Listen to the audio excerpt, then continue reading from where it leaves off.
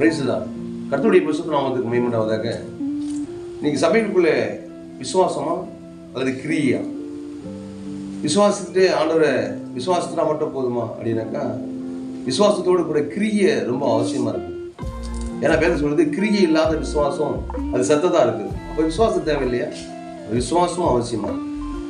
விசுவாசம் இல்லாமல் சில பேர் இடறி போனாங்கன்னு சொல்லி வேதம் சொல்லுது. அதை குறித்து தான் வேத பகுதி கவனிக்கலாம். இயேசு நாமத்தினால ரோமர் 9ஆம் அதிகாரம் 32ஆம் வசனம் சொல்லுது, எண்ணத்தினால் என்றால் அவர்கள் விசுவாசத்தினாலே அதை தேடாமல் நியாயப்பிரமாணத்தின் கிரியினாலே தேடினபடியால் அதை அடையவில்லை, இடறுக்கான கல்லிலே இடறினார்கள் அப்படின்னு போட்டு. இந்த இஸ்ரவேல் ஜனங்க இன்னைக்கு இடறிட்டாங்க. இயேசுவை சிலுவையில் அறைய முடியா கொண்டு போயிட்டாங்க. இயேசுவை சிலுவையில் அறையும் கத்தினாங்க. இயேசு கிறிஸ்து சபையில வந்து பிரசங்கம் பண்ணி இந்த வேத வாக்கியம் நிறைவேறிச்சு அப்படி சொல்லும் போது அவங்க கல்களை எடுத்துக்கொண்டாங்க. அவர் அடிக்க முடியாது என்ன பண்ண, கல்லை எடுத்துட்டாங்க. கல் எடுத்து அவரை துரத்த ஆரம்பிச்சாங்க. எங்கெங்கெல்லாம் வேத வாக்கியம் நிறைவேறிச்சுன்னு ஆண்டு சொல்றாரோ, எந்தெந்த இடத்தெல்லாம் வேதத்துக்கு நியாயப்பிரமாணத்துக்கு விரோதமா, அதாவது அவங்களுக்கு நியாயப்பிரமாணத்துக்கு விரோதமா அப்படின்னாக்கா, நியாயப்பிரமாணம் வந்து ஒரு மனுஷனை கொல்லக்கூடியது. நியாயப்பிரமாணம் வந்து பாவத்துக்கு உயிர் கொடுத்தது. நீங்க உலகத்துல பாவம்னு சொல்றோம். இந்த நியாயப்பிரமாணம் ஒண்ணு கொடுக்கப்படலைனாக்கா நியாயப்பிரமாணத்துக்கு என்ன கிடையாது? உயிர் கிடையாது. அப்ப நியாயப்பிரமாணத்துக்கு வந்து உயிர் கொடுத்தது, அதாவது பாவத்துக்கு உயிர் கொடுத்தது நியாயப்பிரமாணம் தான். அப்ப நல்லா கவனிங்க, இயேசு நாமத்துல இந்த இஸ்ரவேல் ஜனங்கள் நியாயப்பிரமாணத்தை பிடித்து கொண்டார்கள். ஆனால் விசுவாசத்தை அவங்க என்ன பண்ணாங்க? விட்டுட்டாங்க. அப்படிதான் சொல்ல முடியும். ஏன்னா இவங்க விசுவாசத்தினாலே அதை தேடலை. எதை தேடலை? அவங்க பலியிட்டாங்க, ஆடு பலியிட்டாங்க, மாடு பலியிட்டாங்க, பத்தாவதுக்கு என்னென்ன பலிகள் எல்லாம் எடுக்க சொன்னாரோ அதெல்லாம் பலியிட்டாங்க. ஆனா அந்த பலி எதற்காக எடுக்கிறோம் அப்படின்ற விசுவாசத்தை விட்டுட்டாங்க. பாவம் செஞ்சா உடனே பலி, அந்த பலி எதற்காக இடுறாங்க? இப்ப நிழலா இருக்கிறது, இப்ப நிஜம் வருகிற பொழுது அந்த விசுவாசத்தினால அவர் என்ன பண்ணல, தேடலை அப்படின்னு வேதம் சொல்லுது. அவனு இயேசு நாமத்தினால அவர்கள் நியாயப்பிரமாணத்தின் கிரியினாலே தேடினபடியால் அதை அடையவில்லை. அப்ப விசுவாசத்துலதான் தேடணும் அப்படின்னு வேதம் சொல்லுது. அதனால இடறுக்கான கல்லிலே அவர்கள் இடறினார்கள். இயேசு கிறிஸ்துவை பார்த்த உடனே அவர் சொன்ன வார்த்தையை கேட்ட உடனே, அது இல்லாம நியாயப்பிரமாணத்தை பிடிச்சிருந்ததுனால அவங்க என்ன பண்ணாங்க? இடறி போயிட்டாங்க. நியாயப்பிரமாணத்தையே பிடிச்சிட்டாங்க. ஆனா வந்த மேசியா யாருன்னு தெரியல. மேசியா வர்றதுக்காக காத்திருந்தாங்க, இடறிட்டாங்க. பாருங்க, வேத தெளிவா சொல்லுது.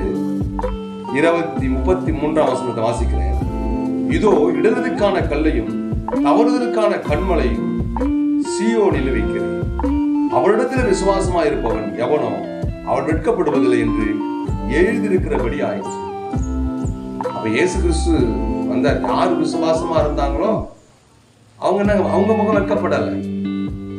அவர் மேல அது கண்மலையாகிய கிறிஸ்து மேல யாரெல்லாம் விசுவாசிக்கலையோ அவங்க வெட்கப்பட்டாங்க. இஸ்ரவேல் தேசத்துல அவர் ஏற்றுக்கொண்ட ஜனங்கள் இருக்கிறாங்க, அவர் ஏற்றுக்கொண்ட மறுதளித்த ஜனங்கள் இருக்கிறாங்க. இன்றைய வரையில வந்து இயேசுவை வந்து தன்னுடைய அதாவது மேசியா என்று ஏற்றுக்கொள்ளாத, இவர்தான் கிறிஸ்து என்று ஏற்றுக்கொள்ளாத மக்கள் இருக்கிறாங்க. அவர் ஏற்றுக்கொண்ட ஜனங்கள் இருக்கிறாங்க. அதான் வேதம் சொல்லுது, அவர் கண்மலையாகிய கிறிஸ்து, அவர் மேல யார் விசுவாசம் வைக்கிறார்களோ அவர்கள் முகம் வெட்கப்படுவதில்லை. என்னை கூட அப்படிதான். நீங்க கிரியினால இயேசு தெரியுங்களா?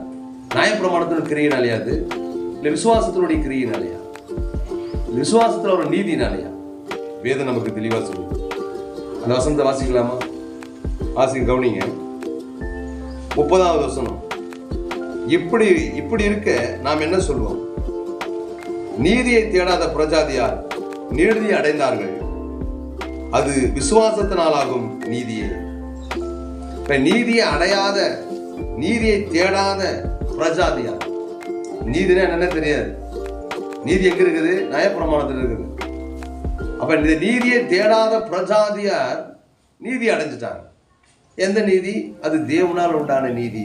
வேதம் தெளிவா சொல்லுது, அது விசுவாசத்தினால் வந்த நீதி. யார் மேல? ஆண்டவராக இயேசு கிறிஸ்துவை அவர் விசுவாசித்தாங்க. அவர் எனக்காக இந்த உலகத்துல வந்தாரு, எனக்காகவே அவர் சிலுவையிலே ரத்தம் சிந்தினாரு, அவர் எனக்காகவே காயங்களை பட்டாரு, அவர் எனக்காகவே மரித்தாரு, அவர் எனக்காகவே உயிர்த்து இறந்தாரு அப்படின்னு அவரை விசுவாசித்தாங்க. அந்த விசுவாசத்தினால அவளுக்கு என்ன கிடைச்சதுனாக்கா ரட்சிப்பு கிடைச்சது. அந்த விசுவாசத்தினால அவருக்கு என்ன கிடையாது, அவர்கள் முகங்கள் வெட்கப்படுவதில்லை. அப்ப ஆண்டவராக இயேசு கிறிஸ்துவை பார்த்து சில பேர் இடறி போனாங்க. அந்த கண்மலையை பார்த்து சில பேர் இடறி போனாங்க. அந்த கண்மலையை பார்த்து சில பேர் விசுவாசத்தோடு கூட பிழைத்து கொண்டாங்க. பாருங்க, இன்னைக்கு எப்படி இஸ்ரவேல் ஜனங்கள் ஒரு காலத்துல இடறினாங்களோ, அப்படியே பிரஜாதியாருடைய டைமிங் முடியும் போது இஸ்ரவேல் ஜனங்கள் ரட்சிக்கப்படுவாங்க, பிரஜாதியார் எழுதுவாங்க அப்படின்னு தான் வேதத்தில் சொல்லப்படுது. அதனால நமக்கு கொடுக்கப்பட்டிருக்கிற டைமிங், அந்த டைமிங்கை நம்ம ஃபாலோ பண்ணணும். அந்த டைமிங்கில் அவரை விசுவாசிக்கணும். அந்த டைமில் நம்ம அவரை ஆராதிக்கணும். அவருக்கு கொடுக்க வேண்டிய மகிமை, அவர் கொடுக்க வேண்டிய கனத்தை, அவர் கொடுக்க வேண்டிய அவருக்கு என்னென்ன ஆராதனை செய்யக்கூடிய ஆராதிட அவர் பிரியப்படுகிற தேவனா இருக்கிறார். அவர் துதிகள் மத்தியில் அவர் வாசம் செய்கிற தேவனா இருக்கிறார். அதனால நாம் தேவனை மையப்படுத்துவோம். அது மாத்திரம் இல்லாமல் அவர் சொன்ன வார்த்தைப்படி என் நாமத்தை பிரஸ்தாபப்படுத்தும் எந்த ஸ்தானத்தில் வந்து நான் அவரை ஆசீர்வதிப்பேன்னு சொல்லியிருக்கிறேன்.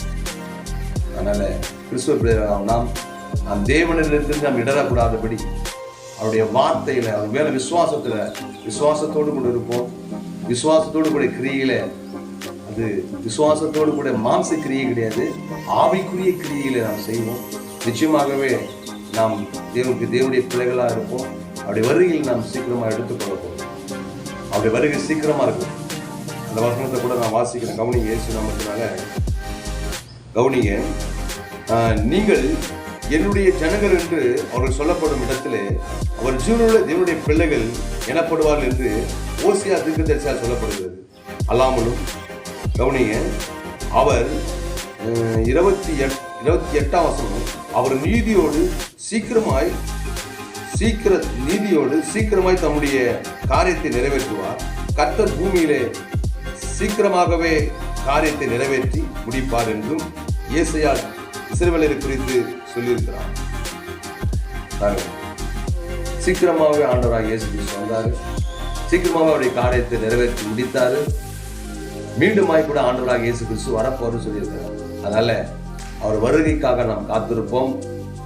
நாம் நிச்சயமாகவே பாக்கியவான்களா இருப்போம். நாம் ஜெபிக்கலாமா? மகா இரக்கமும் கிருபையும் நிறைந்த சர்வ வல்லமுள்ள தெய்வமே, ஆண்டவரே, நாங்கள் இடறதுக்கான கல்லாக நினைக்காம ஆண்டவர் ஜீவனை பெற்றுக் கொள்கிற கல்லாக, வெட்கப்படாத கல்லாக, கண்மலையை கிறிஸ்துவாக நாங்கள் நினைத்து உண்மையிலே கர்த்தாவை நாங்கள் தாகமுள்ளவளா இருக்க முடியாது. ஒவ்வொருவரையும் ஆசீர்வதிங்க. நாமத்துக்கு மகிமையை ஒப்புக் கொடுக்கிறோம். இயேசு நாமத்தில் ஜெபிக்கிறது நல்ல பிதாவே.